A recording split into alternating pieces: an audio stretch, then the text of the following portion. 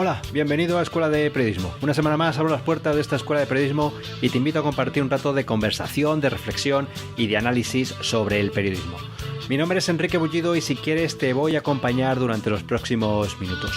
Estamos ya a principios del mes de abril, hoy es 4 de abril de 2017 y hemos cerrado ya el primer trimestre del año. Este es el programa número 28 del podcast que comenzamos allá por finales del mes de agosto de 2016.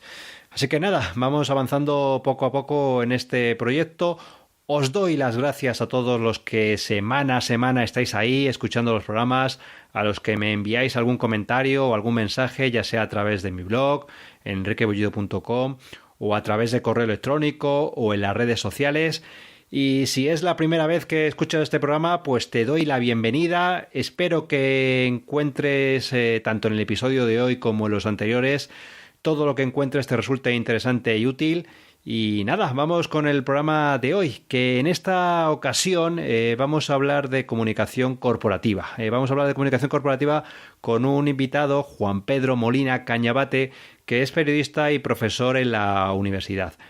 En esta ocasión no he hecho la entrevista por Skype o por teléfono como en otros casos, sino que me he ido a la Universidad Carlos III de Madrid, donde Juan Pedro es profesor y donde yo también doy clases de periodismo, por lo que notarás que el sonido es diferente, es un poquito diferente al de otros programas. Como te digo, durante la conversación hablamos de comunicación corporativa. Ya había tratado este tema hace algunos programas con David Martínez, director editorial de Novot.com, una plataforma de contenidos de Orange. Concretamente fue en el programa número 9 cuando hablé con David Martínez, pues si quieres buscarlo. Fue una conversación muy interesante sobre la relación que existe entre la comunicación corporativa y el periodismo. Y en esta ocasión quería retomar el tema de cómo está cambiando la comunicación corporativa, de la influencia de las redes sociales, de las oportunidades de la comunicación corporativa para los periodistas, en fin, ver cómo ha ido evolucionando este sector en los últimos años.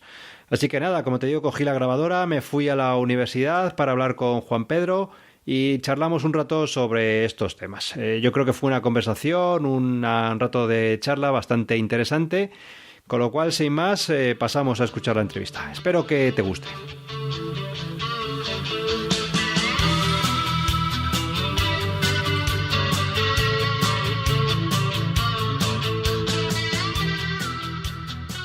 Hoy he cambiado el espacio de grabación habitual de este podcast, por lo que podrás notar que el sonido es diferente al habitual. También por la razón de este cambio es que he decidido venir a la universidad y grabar aquí este programa. Lo he comentado ya en alguna ocasión, yo soy un firme creyente de que el periodismo tiene que unirse mucho más el ámbito académico y el ámbito profesional en el mundo del periodismo. En el programa, en el podcast, en la Escuela de Periodismo, ya hemos podido escuchar a algún profesor universitario, como José Alberto García Vilés, de la Universidad Miguel Hernández, de Elche. Y hoy estoy en la Universidad Carlos III de Madrid, donde yo doy clases. Me encuentro en un despacho de la universidad y tengo delante, bueno, iba a decir a un profesor, sí, es un profesor, pero también es un amigo. Estoy en el despacho de Juan Pedro Molina Cañabate. Buenos días, Juan Pedro. Hola, buenos días, Enrique. Juan Pedro es uno de esos profesores que cree en la universidad y en la docencia, pero la universidad y la docencia con mayúsculas. De esos profesores, y me consta, que deja huella en sus alumnos. Juan Pedro es doctor en Ciencias de la Información por la Universidad Complutense, corrígeme, Juan Pedro, si digo algo, y como digo, es profesor aquí en el Departamento de Periodismo y Comunicación Audiovisual. Colabora de forma ocasional con escuelas de negocio, con otros centros de formación y realiza también labores de consultoría. Además, es profesor en el Máster de Comunicación Publicitaria de la Universidad Carlos III de Madrid, donde imparte un módulo de comunicación corporativa, que es su rama de especialidad, la comunicación corporativa. Y precisamente de este tema, de la comunicación corporativa y cómo las empresas están reforzando sus capacidades de comunicación, cómo están creando sus propios canales, pues es de lo que quería hoy hablar con Juan Pedro. Antes que nada, Juan Pedro, cuéntanos un poco cómo surge tu interés por la comunicación corporativa, de dónde viene, cuál ha sido tu trayectoria profesional para que te conozcamos un poquito mejor. Bueno, gracias, Enrique. Surgió por la casualidad. Yo empecé a trabajar en un diario de economía y bueno, pues al poco tiempo me fichó una agencia de comunicación y relaciones públicas pequeñita, que ya no existe, se llamaba Urzaiz, que fue uno de los pioneros de la comunicación corporativa en España, y por aquel entonces estaba muy enfocado el negocio en la relación con los medios de comunicación. Los medios de comunicación, pero entonces era la pareja de baile ideal de las empresas, pues para tener visibilidad en los medios, lo que los padres de la profesión lo llamaban publicity. No era publicidad exactamente, pero sí que aseguraba un poquito de visibilidad. Y las agencias se nutrían de profesionales que habían pasado por los medios, pues porque conocían a los compañeros que estaban trabajando allí, conocían los procesos, los tempos, conocían los guiños de la profesión, y bueno, pues me ficharon a mí. Después, bueno, diversas causas y azares me llevaron a estudio de comunicación, una agencia de comunicación mucho más grande, y empecé a trabajar a las órdenes de Carlos Agrasar, que ha sido uno de mis grandes maestros, y me di cuenta que la profesión de comunicación corporativa pues me llenaba, y la verdad me podía desarrollar de una forma creativa y con más libertad que en un periódico, aunque pueda parecer lo contrario. Y al cabo de traspasar por varios sitios, incluido la Feria del Libro de Madrid, en donde fui director de comunicación durante 3 ediciones, y en otra agencia más pequeña, pues caí en la Carlos III, y que la verdad es el mejor trabajo que he tenido hasta ahora, porque estás con gente joven, sí, que te hace preguntarte el porqué de las cosas de forma constante. Es decir, esas macro verdades o verdades irrebatibles que cuando tenemos ciertos años todos creemos que son inmutables, cuando estás con gente joven te das cuenta que tienen que ser revisadas. Y gracias a los chavales, gracias a los chicos y chicas con los que comparto las horas de clase, pues yo me pregunto el porqué de muchas cosas, y no solamente es un trabajo, es una forma de sentirme vivo y de sentirme joven, ¿no? Ahora hablaremos de pues, las salidas profesionales que puede tener la comunicación corporativa, de cómo está cambiando, cómo ha ido cambiando desde que tú empezaste con la comunicación corporativa, pero siempre ha tenido la comunicación corporativa, se le ha llamado el lado oscuro de la profesión, del periodismo, muchos lo dicen, ¿no? ¿Por qué ha tenido siempre ese halo oscuro la comunicación corporativa, que ya lo está dejando de tener? Bueno, lo podemos ver desde distintos puntos de vista. Generalmente el ser humano critica o desprecia lo que no conoce bien. Dice Eric Fromm que solo se ama lo que se conoce. Por lo tanto, hay que conocer bien una profesión para amarla.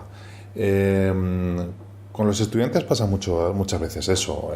Tú te encuentras con un grupo de estudiantes que quieren ser periodistas, redactores, reporteros, corresponsales, que al principio se creen que la comunicación corporativa es una fórmula de propaganda, de publicidad encubierta, y con el paso de las semanas se dan cuenta que no es así.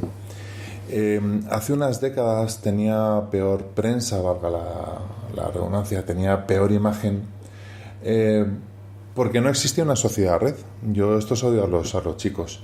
En la sociedad red, en la que nosotros estamos inmersos, en donde todos los elementos de la sociedad red están en un plano horizontal multidireccional, y todos son elementos informadores, informativos, conversadores, la red en sí misma garantiza que ninguno de los elementos quite transparencia, falta la verdad. La sociedad red aporta una transparencia a la profesión de la que carecía hace unos años. ¿Esto significa que hace unos años había comunicadores corporativos que utilizaban mala praxis? Evidentemente sí. Sí que ha habido comunicadores corporativos que han utilizado malas praxis. pero como en todas las profesiones, ¿no? Como médicos, abogados, taxistas, políticos e incluso policías. Siempre hay algún profesional que no actúa bien, pero por esos elementos no se tiene que denostar a toda una profesión. Las redes sociales, sin dudas, ahora han cambiado, han revolucionado el periodismo como tal, pero la comunicación corporativa muchísimo más. El mensaje que lanzan las empresas lo ha revolucionado también las redes sociales. Esa inmediatez y ese diálogo son las dos características básicas de la comunicación corporativa ahora. Sí, y sobre todo cuando yo empecé en la comunicación corporativa, nosotros considerábamos a los medios tradicionales como intermediarios. Sí. Tú necesitabas un intermediario para hacer llegar a la sociedad un mensaje que no tenía por qué ser publicitario. Puede ser un nombramiento, podía ser las cifras alcanzadas en las ventas del último semestre. Bueno, podía ser una transmisión de la cultura corporativa, de las señas de identidad de una empresa. Lo que nos ha traído la sociedad red es que todo aquel intermediario que no aporte valor tiende a desaparecer. Es decir, los intermediarios desaparecen y las entidades, los miembros de la sociedad red, se ponen en contacto directamente con sus públicos. Por lo tanto, en muchas ocasiones esos medios de comunicación que hacían de intermediarios se han visto sobrepasados por las propias empresas, que se han convertido en sí mismas en entidades comunicadoras o comunicativas. En los primeros días de clase o en la primera cita que tengo yo con los chicos y chicas en clase, yo intento ser optimista. Bien es cierto que se han cerrado muchas puertas en la profesión periodística, pero se están abriendo otras. Y yo creo sinceramente que a quien le gusta la comunicación y a quien le guste la transparencia, la comunicación corporativa es una salida muy a tener en cuenta. No tenemos datos ahora, puesto que muchos chavales o muchos jóvenes que están saliendo al mercado laboral están llevando las redes sociales de una forma más o menos, si no diría profesional, pero más o menos independiente o freelance, y que no se puede controlar. Pero la comunicación corporativa 2.0 ahora mismo creo que es una de las grandes salidas para los jóvenes periodistas que se gradúan en las universidades. Otro reto de las empresas en la comunicación corporativa es reconocer y validar y manejar el hecho de que el receptor, es decir, el oyente o el lector, cada vez manda más que antes, y que se les puede organizar una crisis de reputación en cualquier momento y por la forma más variada. ¿Eso cómo se gestiona en una empresa? ¿Cómo se hace frente a esas situaciones? Sí, bueno, en las agencias de comunicación corporativa hay dos servicios estrella, por así decirlo, tres servicios estrella. Uno es la creación de un plan de comunicación, o cómo aplicar una lógica, un método a la comunicación de una empresa durante más o menos un periodo de tiempo de más o menos un año. Y otro de los grandes servicios es el plan de crisis, en donde unos profesionales que están acostumbrados a lidiar con crisis, a saber cuáles son los tempos, a saber solucionarlas, primero hacen una auditoría previa de una empresa y después preparan a esa empresa, a esa institución o a esa personalidad, a ese político, a esa persona pública, por si tuviera una crisis. La única solución a la crisis por el momento es la prevención. Por el momento. Y si tú estás prevenido, y si tú has sido siempre transparente, y si tú has compartido información y tú has gestionado un diálogo de tú a tú con tus públicos siempre, cuando venga una crisis tú la podrás afrontar de una forma mucho, mucho mejor. El típico caso de una embotelladora de agua mineral que cuando destapas un tapón, por ejemplo, huele a plástico. Bueno, pues la solución está en comentar lo antes posible este hecho a tus públicos, decir cuáles son los lotes de botellas afectados, no intentar ocultarlo, ser lo más transparente posible, estar abierto al diálogo, porque, y más en la sociedad red, la mentira o la ocultación de la verdad siempre pasa factura. Si no es a medio, es a largo plazo. O sea que la transparencia es el elemento esencial para ganar reputación y para mantener esa reputación. La transparencia es el elemento fundamental de cualquier estrategia de comunicación, ya sea de crisis o una situación normal. Por supuesto, y sobre todo en la reputación es fundamental la participación del otro. Es decir, como decía Adolfo Corujo de la consultora Llorente y Cuenca, no existe el verbo yo me reputo, tú te reputas, él se reputa. Yo necesito a alguien para que me repute. Y cuando yo juzgo a alguien, reputo. Ese juicio será mejor o será más sincero cuando tú tienes un diálogo constante y transparente con tus públicos. Entonces ellos te estarán reputando, es decir, te estarán juzgando de una forma ponderada y justa a lo largo del tiempo. Y eso es lo que a la larga conlleva y construye la reputación de una empresa. Y más allá de esta situación, pues hemos estado diciendo cómo ha cambiado la sociedad red, la pérdida de intermediarios. ¿Qué están haciendo? ¿Cómo están haciendo? ¿Qué canales están abriendo las empresas? ¿Qué canales de comunicación? ¿Qué herramientas están abriendo las empresas para dirigirse directamente a su cliente, a su consumidor? Cada vez menos esa intermediación tiene importancia.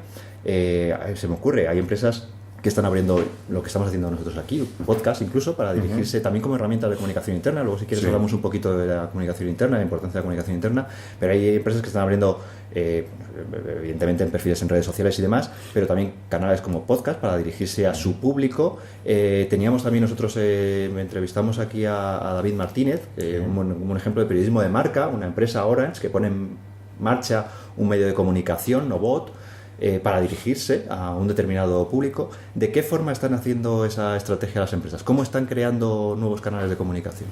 Bueno, depende mucho del perfil de la empresa. Tú puedes encontrar el pequeño negocio del extrarradio de pueblo, en la localidad en la que vivo yo, que utiliza Facebook para hacer concursos. Sí. A la estrategia de un diálogo constante con sus públicos que utilizan las grandes corporaciones a la que pertenece, por ejemplo, David Martínez, que por cierto es un referente en la profesión y al cual conozco de hace muchos años. La lógica va hacia la comunicación transmediática, es decir, no dirigirnos solo en un canal, sino establecer el contacto con los públicos con diversos canales y que cada canal aporte al mensaje lo que mejor pueda hacer. Quiero decir, no hay que replicar los contenidos en diversos canales, sino que cada canal, cada plataforma, Instagram, Flickr, Facebook puede aportar la emoción de las imágenes, Twitter, un blog, la exactitud de los datos. Depende también del mensaje. O sea, generar contenido específico para cada uno de los canales, ser consciente de que cada uno tiene sus peculiaridades. Efectivamente. Creando incluso diferentes líneas argumentales que se complementen entre sí. Lógicamente, si yo pertenezco a una multinacional del sector de la cosmética, en mi blog tendría que hablar de mis últimas cifras cuando pienso en mis accionistas, y en mi Instagram puedo poner el packaging de mis últimos productos. Pero si te das cuenta, forman todo parte de la gran narrativa de la firma, pero hay diversas líneas argumentales que transcurren mejor unas que otras, pues según los medios. Y en este ámbito, tú has dicho antes, pues eso, que la comunicación corporativa es una buena salida profesional para los periodistas y para los estudiantes de periodismo. ¿Qué habilidades tiene que tener un periodista o un estudiante de periodismo que se quiera especializar en este ámbito? ¿Cuál sería la habilidad o las habilidades o la rama de formación por donde tendría que irse especializando? Bueno, si te das cuenta, a mis estudiantes, a los chicos con los que comparto los cuatrimestres, siempre hablamos de que el periodista tiene varias señas de identidad que son fundamentales. Un neófito puede creer que un periodista solo debe controlar el storytelling, pero después está la documentación y el contraste de fuentes, la investigación y el contraste de fuentes. En un comunicador corporativo pasa exactamente igual. Tú tienes que controlar muy bien el storytelling, pero tienes que contrastar fuentes, tienes que investigar, tienes que documentarte. Y sobre todo, lo que es fundamental tanto para un periodista como para un comunicador corporativo es que tienes que saber escuchar.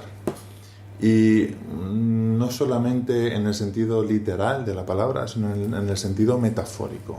Tú tienes que saber o abrir tus antenas para que te lleguen mensajes de otros sectores, investigar como si fueras un sociólogo digital, como diría Stefan Futterer, antiguo director de Best Relations. Tienes que ser un sociólogo digital, investigar qué están haciendo en otros países, en otros ámbitos. Tienes que ser un poco de antropólogo digital incluso. Tienes que estar siempre pendiente a no traicionar tus señas de identidad como periodista. Un comunicador corporativo, si te das cuenta y si lees libros de historia de la comunicación corporativa, los grandes comunicadores corporativos han sido antes periodistas. Sí. Y en la relación con alguien que esté en una empresa, sea más grande o más pequeña, pero que esté en la parte de comunicación corporativa, en la relación con los medios, con los periodistas, con los que trabajan en los medios de comunicación, ¿cómo debe ser? Me explico. Por ejemplo, ¿la nota de prensa sigue teniendo sentido? ¿Sigue funcionando la nota de prensa? La nota de prensa tiene sentido si es 2.0. Es decir, si tú das a los medios una nota de prensa lo suficientemente customizable para que el redactor, depende de su especialidad y depende del medio en el que trabaje, pueda profundizar en información por uno u otro lado. No es igual que un periodista de un diario generalista te hable de un último modelo de coche a que te lo hable de una revista especializada o alguien que trabaja en la radio. Por lo tanto, tú tienes que hacer una nota de prensa que sea multimedia, que tenga imágenes, sonidos, que el periodista pueda buscar, si es neófito, cuál es la historia del producto, cuáles son los antecedentes, ponérselo fácil. Si tú se lo pones fácil al periodista para que él investigue, te considera como una buena fuente de información. Sí, pero que esa nota de prensa tenga consistencia, digamos. Que tenga consistencia, lógicamente. Porque no solamente tiene que ser publicitaria, que eso es el error que cae mucho, porque yo que trabajo en un medio de comunicación lo veo, que recibes notas que son publicitarias completamente. Totalmente. Y de hecho, yo recuerdo cuando me dedicaba a la comunicación corporativa que había clientes que se obcecaban en que tenías que lanzar una nota de prensa de esto. Y dices, pero a ver, si esto no es noticia. Es decir, no, pero esto no es noticia. Y se obcecaban. Pero al final, pues como decían los griegos, que el tiempo es el mejor juez. Cuando tú lanzas una nota de prensa y no te la publica nadie, porque es publicidad encubierta, el cliente ve que tenía razón. Entonces, al final las cosas caen por su propio peso. Y luego hay unas buenas prácticas mínimas de alguien que está en un gabinete de comunicación o como queramos llamarlo, cuando llama a un medio de comunicación. Me explico. Yo, por ejemplo, todavía a día de hoy me sigue sorprendiendo, ¿no? Que recibes llamadas de una persona. Yo trabajo en una agencia de noticias que trabajamos, pues, como yo creo que trabajan ya todos los medios, que es en tiempo real. Y te llaman y te preguntan, oye, pues, soy fulanito de tal, de este sitio, ¿has recibido mi nota de prensa? Pues no lo sé, ¿de qué era? Pues era sobre este tema. Pues mira, no me suena. ¿Cuándo la mandaste? No, mira, es que la mandé hace 4 días. Es que hace 4 días éramos todos felices. Hay unas mínimas prácticas recomendables, lógicamente. ¿Cuáles serían esas mínimas prácticas recomendables en esa relación entre gabinete de comunicación y en esa conversación? Las pautas en esa conversación entre un periodista que está en un gabinete de comunicación y un periodista que llama a un medio de comunicación. Mira, esas mínimas prácticas muchas veces tienen que ver con el sentido común. Sí. Cuando yo ahora tengo 47 años, cuando empecé esto, que tenía 20 y pocos, la primera misión que me encomendaban cuando llegaba a una agencia era hacer listados. Y decías, vaya chorrada, tal. Bueno, pues hacer un listado suponía en que tú tenías que llamar a un medio, que presentarte, que preguntar por la persona especialista en tal o en cual tema, ponerte a su disposición. Yo también lo que hacía era, cada semana me tomaba un café con los compañeros de la prensa, cada semana con uno distinto. Así sabía qué era lo que necesitaba, cuáles eran sus temas, en qué necesitaba ayuda. Claro, que te conviertes en una cara en la que se puede recurrir en caso de necesidad. Claro. Y se establece una relación mínimamente, aunque cada uno estemos en un ámbito de confianza. Eso se trata. Efectivamente. O por ejemplo, no diré evidentemente nombres, yo he tenido clientes que eran como muy temporales, que tenían el pico de visibilidad solo en ciertas épocas del año, y meses antes de que tuvieran esa visibilidad, yo quedaba con periodistas para decir, oye, mira, si quieres, esta persona y yo te comentamos la última directiva de la Unión Europea o la última sentencia del Tribunal Supremo, pues para que cuando venga este pico de visibilidad tú sepas de qué va esta historia.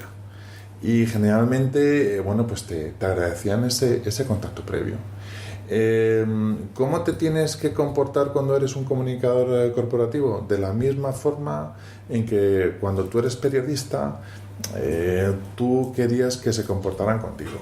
Es decir, muchacho, no me vendas una moto, ya sé que, bueno, pues tienes ciertos intereses para salir en nuestro medio, pero pónmelo fácil, respeta mi independencia, respeta que yo pueda tener una opinión distinta a la que tiene tu cliente, y a fin de cuentas vamos a llevarnos bien como en este juego. Es decir, si tú me respetas, yo te respeto, y podemos establecer una relación que dure bien durante años, una relación buena durante años, ¿no?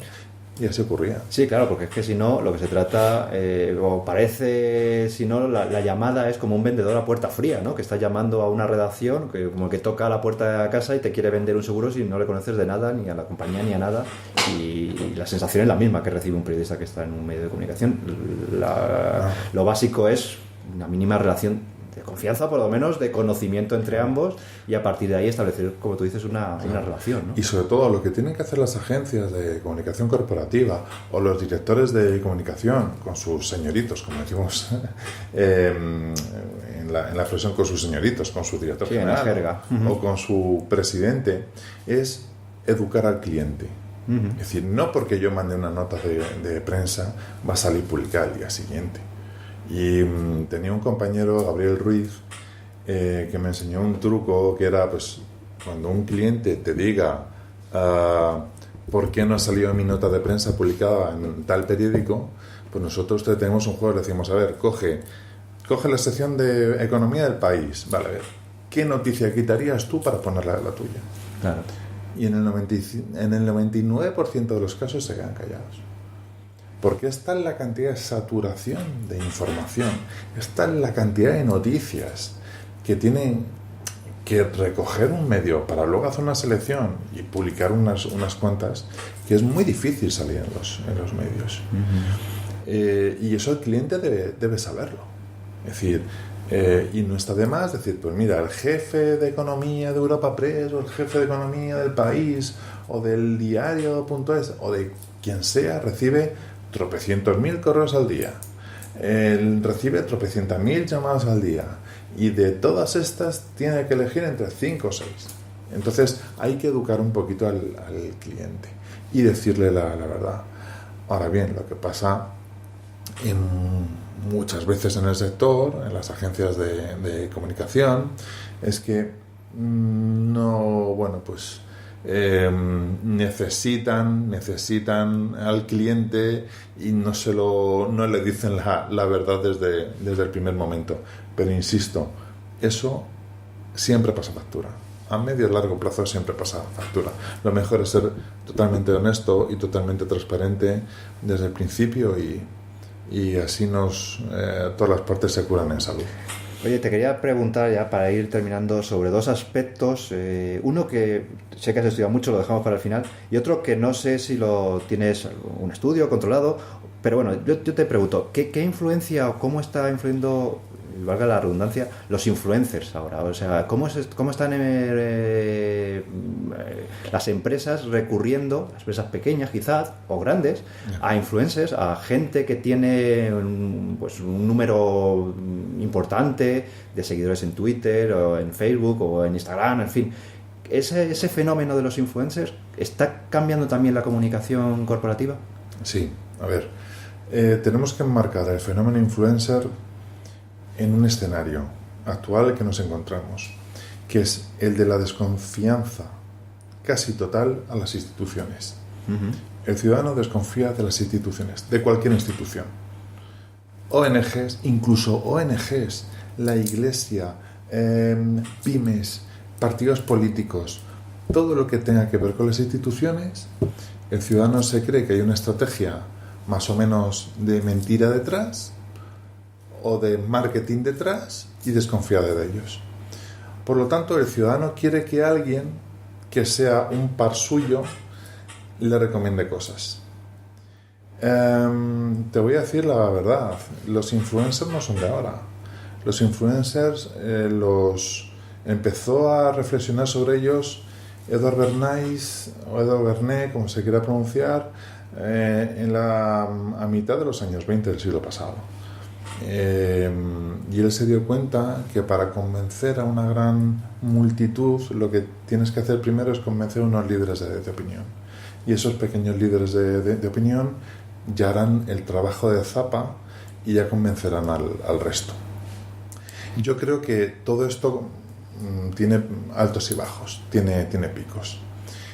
Bien es cierto que tú encuentras mucho más sincero que una persona, un youtuber, por ejemplo, en el caso de una chica, le hable de cuáles son los últimos consejos de maquillaje y los últimos productos, pero al final nos daremos cuenta que es una voz contratada por otra agencia.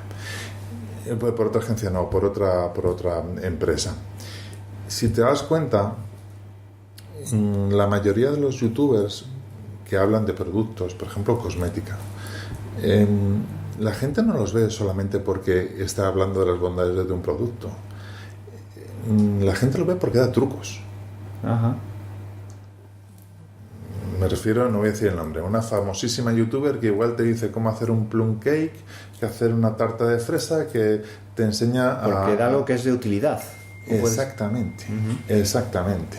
Entonces, el usuario sabe que tal marca ha pagado a esta youtuber, pues dice, bueno, yo acepto que me esté metiendo este producto porque me está dando un consejo.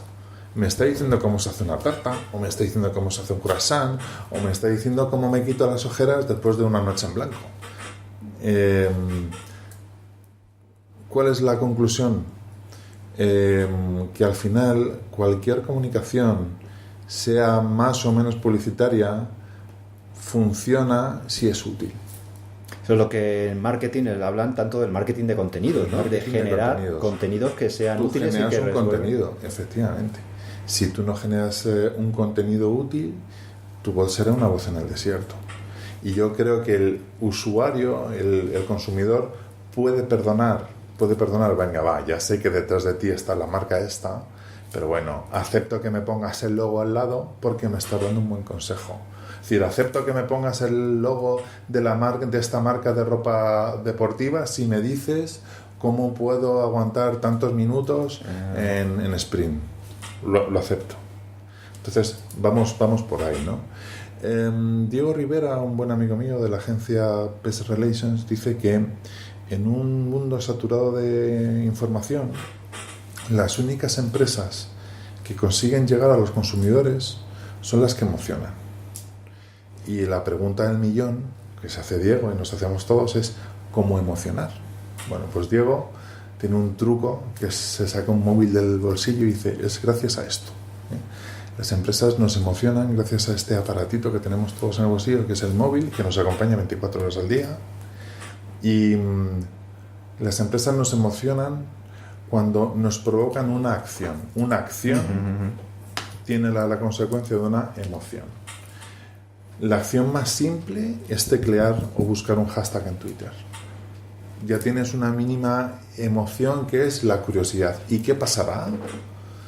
Y después hay emociones más complejas. En la comunicación transmedia tú te vas profundizando en el mensaje y te sientes un espectador privilegiado de lo que estás viendo, o te sientes copartícipe o coautor de la historia, tal como nos cuenta Diego Rivera. Y la comunicación del futuro va por ahí. Mover a la acción y mover a la emoción, haciendo copartícipes a los otros usuarios. Ya que hablas de la comunicación del futuro, otro de los temas, y yo creo que con esto vamos terminando, estaría aquí hablando y lo podemos retomar otro día, podemos retomar la conversación otro día mucho más. Otro de los temas que sé que le das tú una gran importancia, que hablas a tus alumnos desde yo creo que casi el primer día de clase, yo también lo estoy haciendo, es el tema de la marca personal. Totalmente. ¿Por qué es vital para un periodista, para un comunicador, tener una marca personal, y por qué hay que hacérselo desde el minuto uno? Hay que empezar a trabajar, tenemos que empezar a trabajar cada uno nuestra propia marca personal. Sí. Mira, es curioso, muchas veces cuando empiezo a hablar de marca personal a los estudiantes de periodismo, al principio son un poco reticentes, un poco escépticos, porque no encaja muy bien que tú apliques técnicas del marketing para venderte tú como persona. Sí, es que a los periodistas nos cuesta mucho entrar en ese, claro, iba a decir en ese juego, ¿no? En esas técnicas del marketing, que son perfectamente válidas, pero nos sería mucho mejor si las aplicáramos con mucha más pasión, esas técnicas del marketing. Generalmente hay varios puntos de vista desde los cuales verás la marca personal. Hay un punto de vista que es muy superficial, que es el que hemos visto. La marca personal es aplicar técnicas de marketing para venderte como persona, ¿no? Hay un punto de vista más profundo, que yo diría que es el laboral reivindicativo. Es decir, yo me preparo y yo trabajo mi marca personal porque sé que algún día, cuando deje de ser una fuerza productiva, la empresa para la cual yo trabajo pues me invitará a que salga de la empresa, ¿no? Hay otro punto aún más profundo que podríamos llamar, que es como la colaborativa. Es decir, hace unos minutos te he dicho que estamos viviendo una desconfianza hacia las instituciones. Pues bueno, pues las instituciones necesitan que sus empleados tengan marca personal para que sean mucho más visibles. Hace 20, 30, 40 años esto cambiaba. Decías, yo trabajo en la universidad, ¡ole! O yo trabajo en IBM, ¡ole! Sí, llevas el apellido del sitio donde trabajabas. Exactamente. Y es que ahora ves que es al contrario.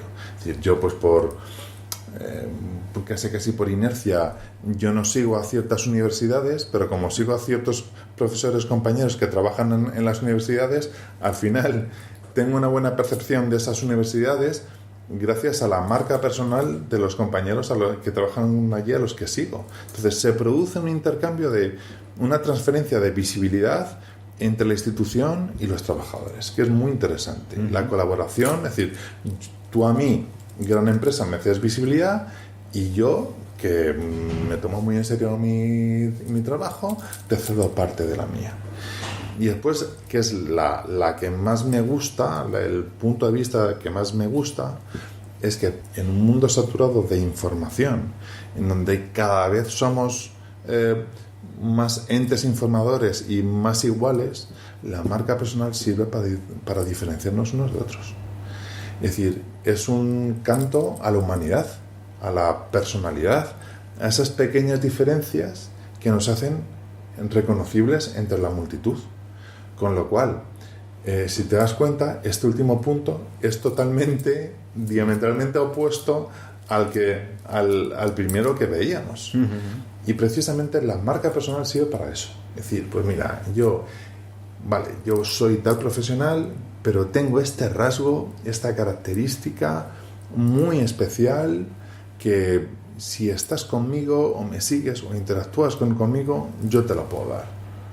Entonces, a veces esa marca personal se basa en pues que vengas de otra ciudad, que tengas cierto conocimiento muy especial o que tengas ciertos hobbies, y eso te hace ser alguien especial y sabes que puedes dar un momento especial o una interactuación especial con quien estás hablando y tú te diferencias del resto.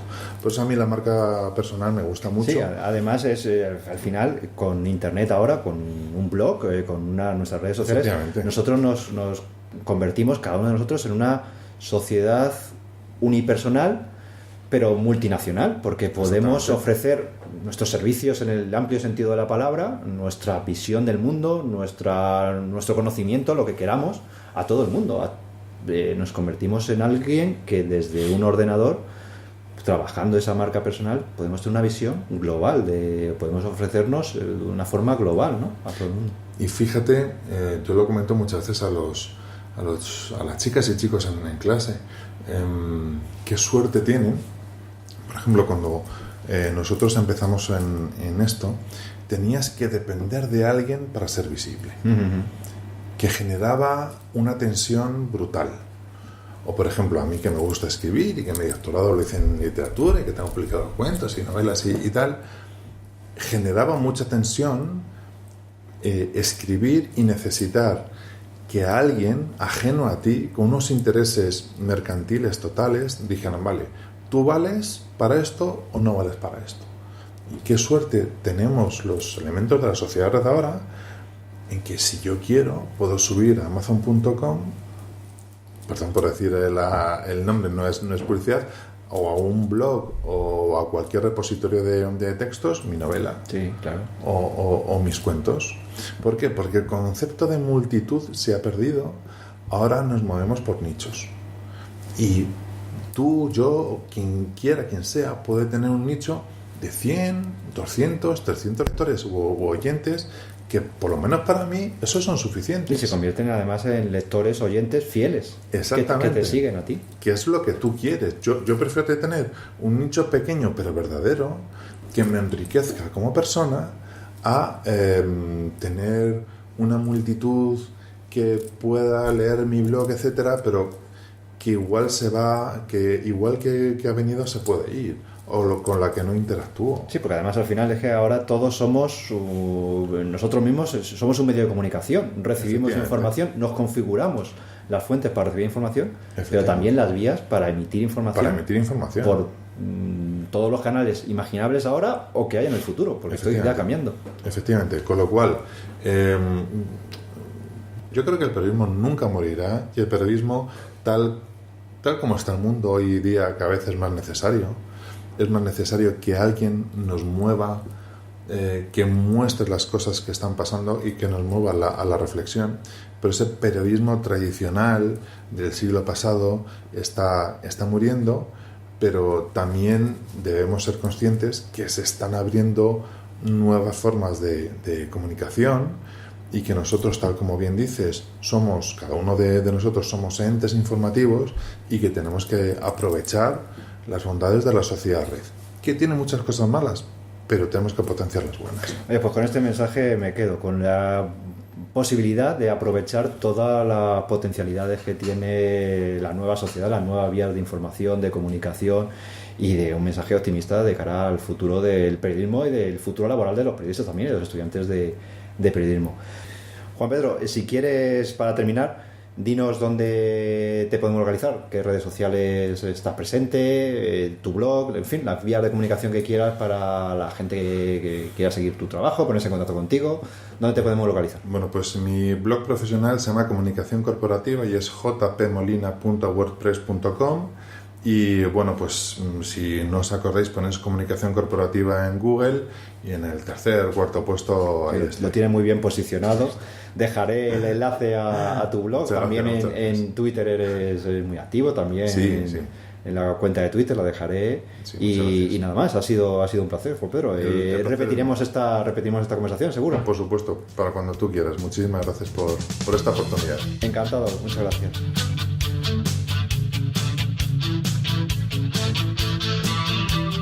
Hasta aquí la charla que mantuve con Juan Pedro. Creo que durante la conversación salieron muchas ideas interesantes. Espero que te haya resultado útil. Antes de despedirme, déjame que te diga un par de cosas. La primera, recordarte que si estás interesado en poner en marcha un podcast, puedes echar un vistazo al curso Podcasting Power de Óscar Feito de la Academia de Marketing Online, para aprender cómo funciona técnicamente un podcast, cómo crear un canal en iTunes o en iVoox, cómo planificar los programas o las herramientas de grabación y edición de audio. Cada semana te vengo diciendo que un podcast es un elemento muy importante que tenemos los periodistas para potenciar nuestra marca personal, de esa que hablaba con Juan Pedro, para diferenciarnos, para aportar valor, para crear una comunidad a nuestro alrededor. Así que si quieres, accede a enriquebullido.com/curso podcast y ahí vas a encontrar todo lo necesario para poner en marcha tu programa y posicionarte en un medio que, como te digo, está en pleno desarrollo.